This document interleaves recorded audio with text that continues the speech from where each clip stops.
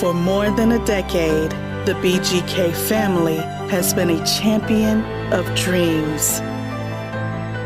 It's the dreams of those who work for a better tomorrow that drive us to reach our greatest potential. We are here to support our kingdom partners, their families, their ministries, and our communities.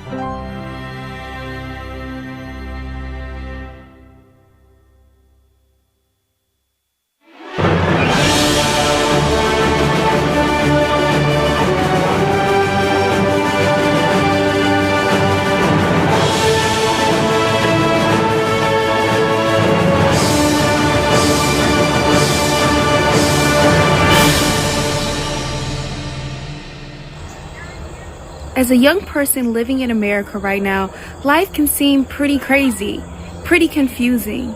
And just like our political climate, where it seems like there's a lot of chaos and confusion, I think it's important as young people that we get out and vote. That we get out and vote for the country that we want to live in. Get out and vote for our futures. Get out and vote for the leaders that we want to lead us. It's so important that we don't do it just for ourselves, but we do it for those that have gone before us and those that are coming after us. So make sure, you guys, you get out and vote.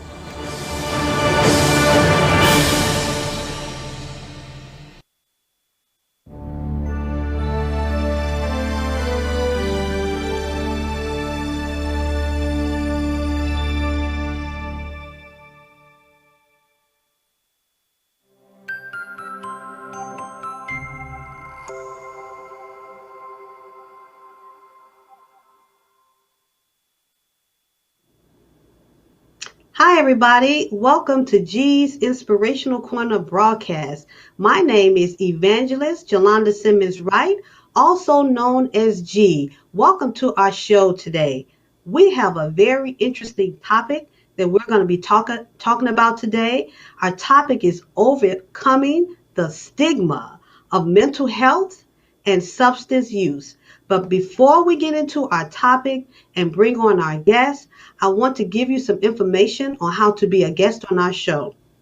To be a guest on our show, contact us at wewdiamonds@yahoo.com.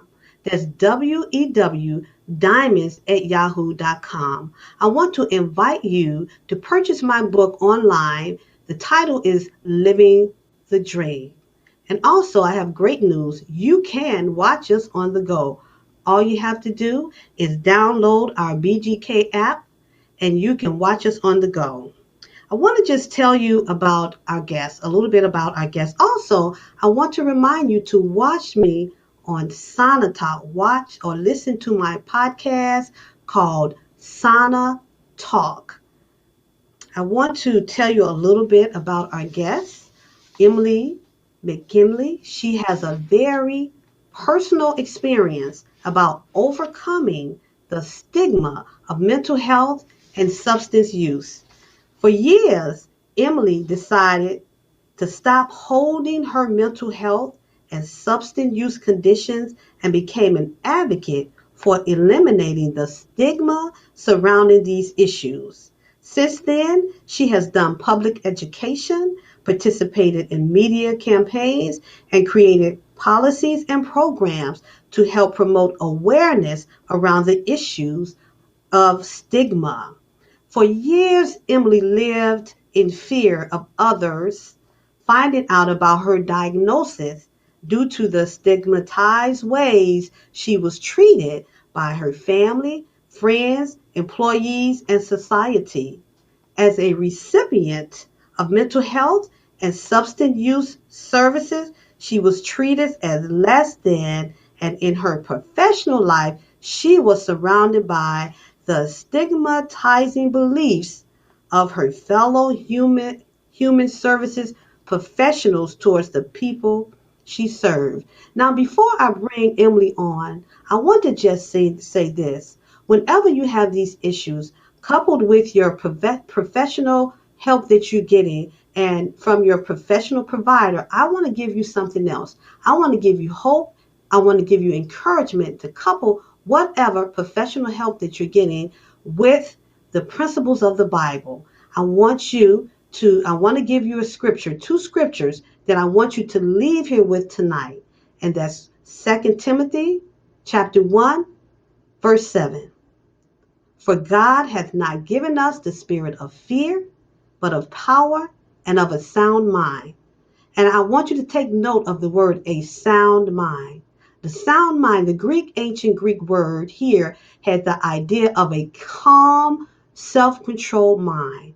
And in 1 Peter chapter 4, verse 7, the end of all things is at hand. Therefore, be self-controlled and sober-minded for the sake of your prayers. Now, I want you to also, when you're seeking your professional help, also please consider building a personal relationship with Jesus Christ so that you can also get the help that you need and couple that with the principle of the Bibles. At this time, will you please help me welcome Emily to our show?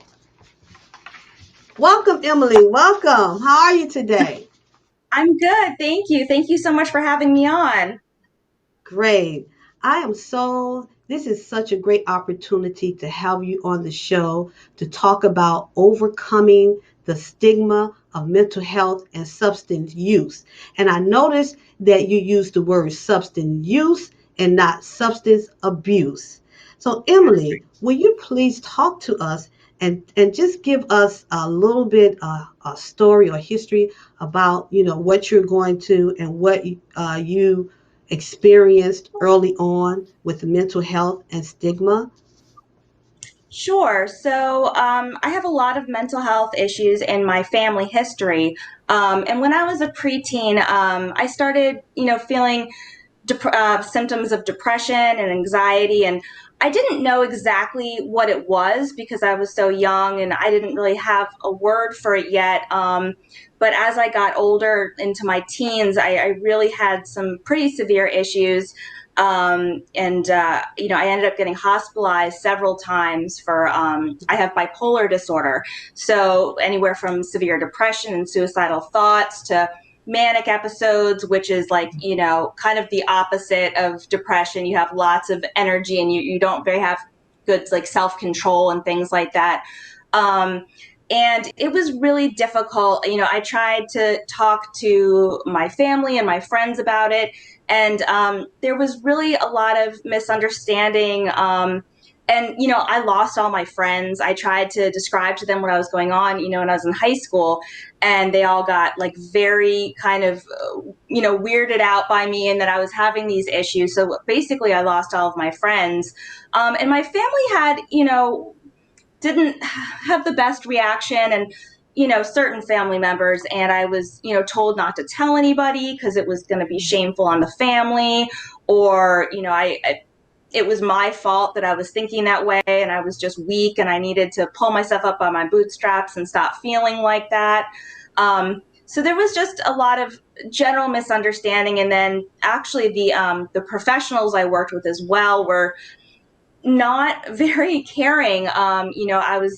I was looked down on a lot, in like when you have physical problems. If you're going to get care for like diabetes, they don't kind of look at you weird and kind of like, shake their finger at you like, well, if you did this or that, then you wouldn't feel this way. Instead, they're supposed to be giving you care and treating you like with compassion. And I got a lot of disdain, I guess you could say is a good word for that. And it really hurt as a teenager, to have that, especially when I was going through so much turmoil in my life. I had to leave high school because I kept getting hospitalized, and I had to go to kind of an alternative school for for kids that had some mental health issues. And it was just, I got treated very, very differently by family, friends, and then the professionals that were there to help me. So would you say that it was because people just didn't know a lot about mental health and didn't have the education or the information about mental health to know how to deal with that? Because I know, when I was growing up, when I would see or we would have family members that had mental illnesses, because we didn't know a whole lot about it and didn't have the information. That person, just like on a movie called Soul Food, maybe the person is put in the back room somewhere Mhm. and handled Yeah. differently because people Yes. was not informed about what was going on. How did the mental health stigma affect you in college and on your job? I know you talked a little bit about that, but can you tell me how it affected your education? Sure. I struggled in school. I was able to get my bachelor's and then my master's degree in social work, and it was not easy, having an active mental health issue because during college I was still struggling to get on the right medications and get stable. But different things happened, and I remember I had some issues with my bipolar disorder. I said something to my supervisor at my internship, and she called my professors and told them. And when I came into class, they pulled me out of class and they had this huge meeting with the dean. And they're like, I think you should leave school. You're obviously not well. Yeah, it was really rough. I was crying because it was my senior year of college to get my bachelor's, and they were saying, come back next year. We don't think you're able to finish school. And I was like, if I was having some issues like with a medical, like a physical medical issue, they would show more compassion and more understanding, and take a little bit of time and get together and kind of heal yourself, and then you can come back. But they were pretty adamant that I leave college. They really didn't think that it was good for me to stay there because of my behavior. And I told them no. I was like, I'm not leaving. This is my senior year. And they weren't really happy with that. And I went back to my internship, where I had told my internship supervisor, and she had gossiped to the entire office that I was having mental health problems. And she treated me so terribly. She wouldn't let me do any work. She had me filing papers and making copies, whereas the semester before I was working with clients and doing all sorts of like home visits and stuff. So there's just, even within the mental health field itself, there's a lot of stigma, and and I know I'll talk a little bit about that later. But yeah, and then on the job, I was very much stigmatized, and I work in mental health services as well, for a long time, and I would have to take a couple days off because I wasn't feeling well. I'd have depression issues or something, and I was always told by supervisors, that's not really a problem. You should be able to come to work for that. That needs to be left at home. And I was like, this is the same thing. It is a medical issue. I see a doctor for it. And, so I learned that I had to lie, which I hate lie. I mean, it's a terrible feeling, but I would have to say I have a sore throat, or because then they would think it was okay to stay home. And it felt terrible. So I did that for a few years, and then I couldn't deal with, not, I hate not telling the truth. It felt wrong to me, even though I knew it was going to be backlash for that. So I started, telling my bosses, I'm sorry, I'm having some problems getting on a new medication. And I got Mhm. fired one time because of that. There was no reason other than they did not like the fact that I was taking off time because of my mental health. And it was in a hospital with social workers who did that. But let me ask you this. So are you saying the stigma that you experienced was that your mental health, they viewed you as being like crazy or something? Or is that how you felt like they viewed you? Yeah. So, even though we worked with patients and clients that had mental health issues, there was always this us versus them. We're the professionals and they're the people with the mental health issues, and we're better than them in some way. And I'm certainly not saying all mental health workers or all medical professionals are like this, but just in the general culture. And so it felt like they were viewing me in like a different category. They're like, oh, we're lumping you with the client. You're acting like one of them. How can you be a professional if you're having the same issues? So it was really tough, because I loved my job, and it being treated like that by my coworkers and my boss, and in different settings, it was really discouraging to see, because we were also supposed to be treating our clients with compassion, and they couldn't see that for their own coworker. And I did have a lot of good experiences, but I had a lot of bad experiences too. So, are you saying that your experience with mental health uh, and substance use was an influence for you to actually take on the careers in that field? And once you did get into that field, you felt like that you was treated differently, because not only now are you a professional, is what I'm saying, a professional in that field, but also have the same condition, and still you felt like that you was viewed the same way you was like when you was in high school and you was coming up. What year is this? Is this 2020? Yeah, well, let's see. Did I this mean, happen? it was the early 2000s. I graduated in the early 2000s, and this was really, I mean, I can say it was up until recently, really, like in the past few years, the entire time, that I was, since I was 17, really being treated this way. And Mm. it was just very discouraging, because, when I was working as a mental health professional and providing these services and seeing it from my coworkers. And then I was also a recipient of mental health services, like from my providers, my doctor and psychiatrist. And it was kind of like you saw the stigma coming from both sides.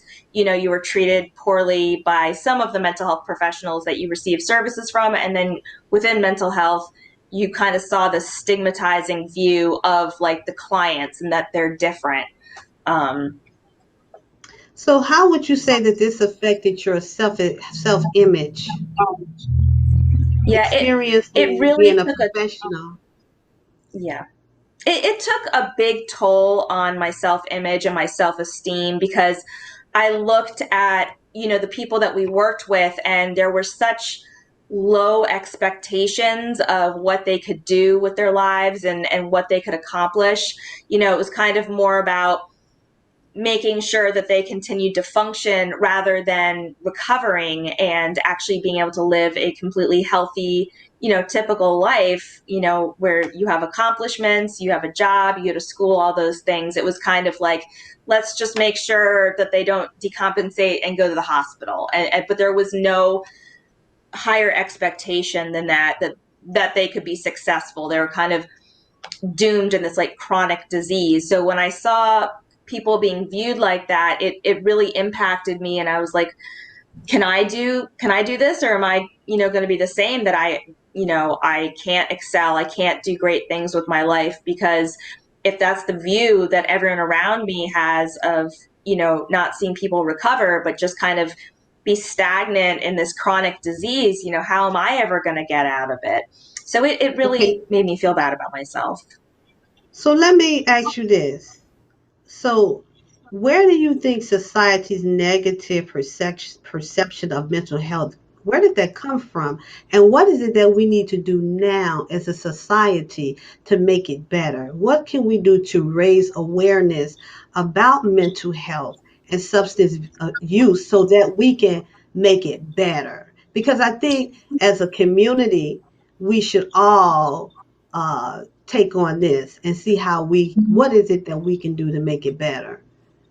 Absolutely. And thank you for asking that.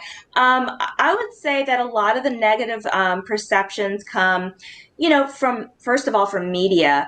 Usually, when you see somebody that has a mental health condition, either on the news or, a movie, they have active symptoms. They're acting, like they're very sick. You see them doing, peculiar things that like people don't normally do.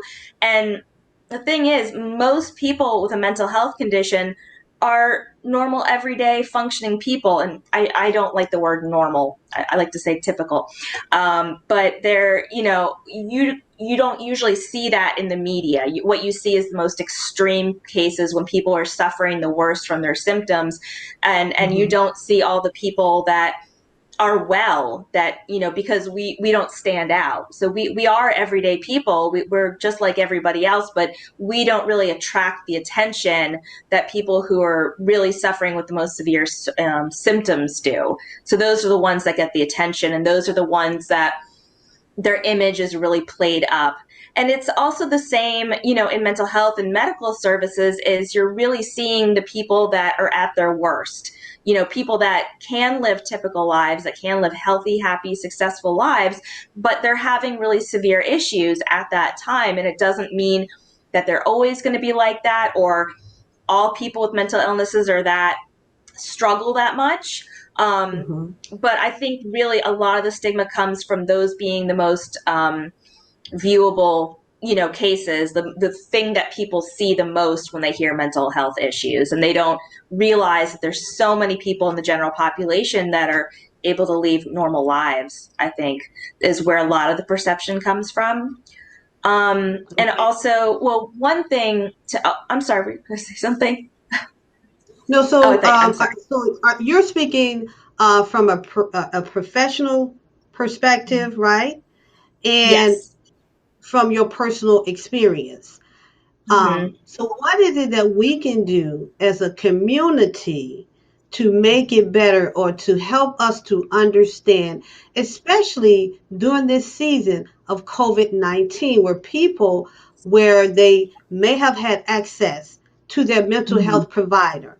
And so, when everything was closed down, now they had to deal with being at home, being alone, and not Hmm. being able to get access to their mental health provider or whatever they needed to help them through their process. So, what is it that we can do as a community and to raise awareness about it?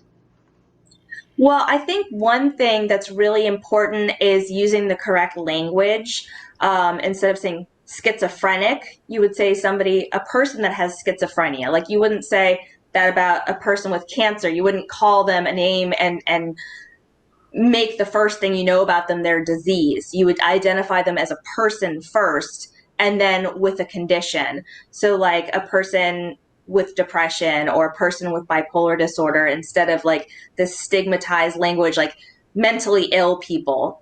When you say things like that, it's really coming across as that is the defining characteristic of these people, is that they're mentally ill. It's not that they're a mother or a wife or a husband. It's that they're a mentally ill person, not a person with a mental illness, but a person who has a full life and has lots of other, things outside them besides their disease.